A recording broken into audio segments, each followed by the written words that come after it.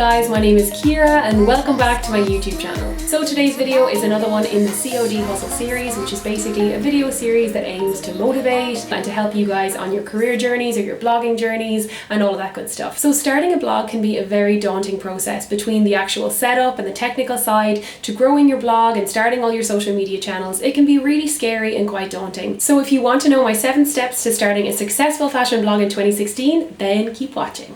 So in my humble opinion, I think the very first and probably the most important step to starting your blog is to get inspired.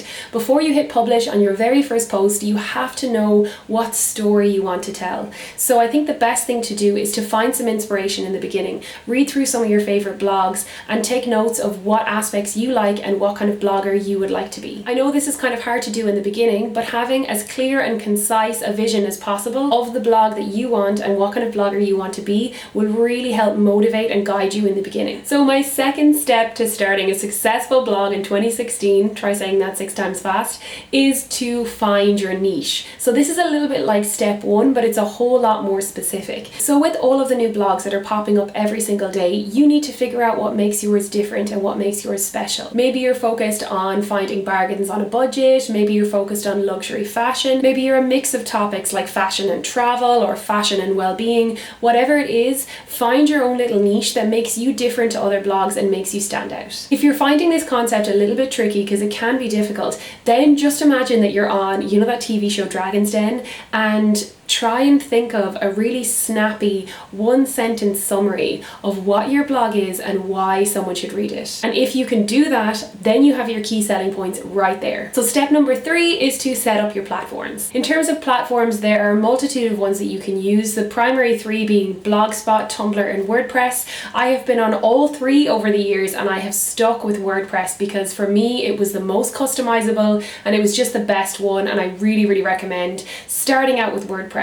It takes a bit of initial getting used to. You might need to spend a couple of days figuring out how everything works, but really in the long run it is so worth it. If you are serious about your blog, you'll also want to self-host it and choose a domain name, and these are 2 things that you can do easily with WordPress. Now it's time to set up your social media platforms as well. So effectively using social media is a key element in any blog success. It's the perfect way to connect with your readers and grow your audience. One of my tips is to try and have the same username on all platforms. If your username is Ciara O'Doherty, for example, then try and be Ciara O'Doherty on Snapchat, on Twitter, on Facebook, and on Instagram, because this means that your readers and your audience will be able to find you so much easier. I have so many other tips about using social media as a blogger, but I think that they should get their own video because there's just so much to share. So let me know in the comments below if you want a dedicated COD Hustle video that's specifically on using social media to grow your brand. Step number 4 in the series is to make a content schedule. Now this is something that I think a lot of bloggers fail to do, but it really makes such a difference if you're serious about starting and growing your blog. A content schedule is basically a rough guide as to what kind of posts you're going to publish and when. So maybe you might do 2 blog posts a week or 3 blog posts a week, and a content schedule is going to lay out maybe in a month what kind of posts you're going to have and when you're going to publish them. Having a content schedule not only means that your readers will know what to expect, so they'll be more likely to keep coming back for more,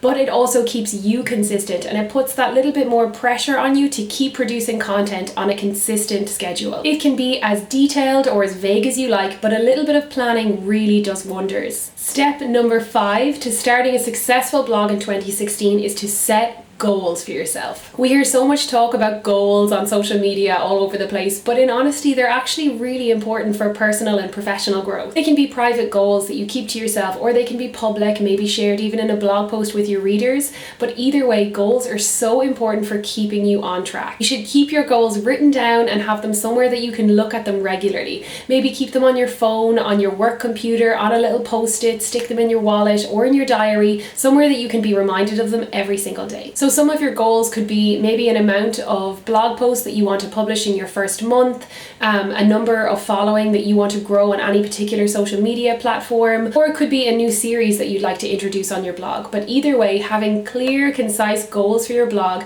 are so key to keeping you on track and keeping you motivated on those days when you really need it. So step number 6 is probably the most important in the list, and that is to put yourself out there. From what I hear from new bloggers who contact me, the number one thing thing that holds them back is their fear of sharing their content. In order for your blog to really grow, you have to share your content. You have to let go of any fears of negativity or criticism, and you have to just put your work out there. The truth is, there will always be somebody who doesn't like your writing style, doesn't like your photography, or just doesn't like you, and that's fine. And the sooner you forget about that and focus on the people who do enjoy your work, the better. Don't be afraid to engage with other bloggers. Don't be afraid to promote your blog and yourself. Self-promotion does not make you bossy or bitchy or full of notions. It is one of the key traits of a true girl boss. So the final step in my list is actually my personal favorite, and that is to invest and educate. Some of you might be surprised to know this, but setting up your blog is actually the easiest part of the whole process. It's what comes afterwards that's tricky. So now that you've got your blog up and running, it's time to really invest. And I'm not talking about money, I'm talking about your time. Okay, granted, I do think that if you're serious about blogging, that you should invest as much money as you can reasonably justify into it. But the most important thing that you can invest into your blog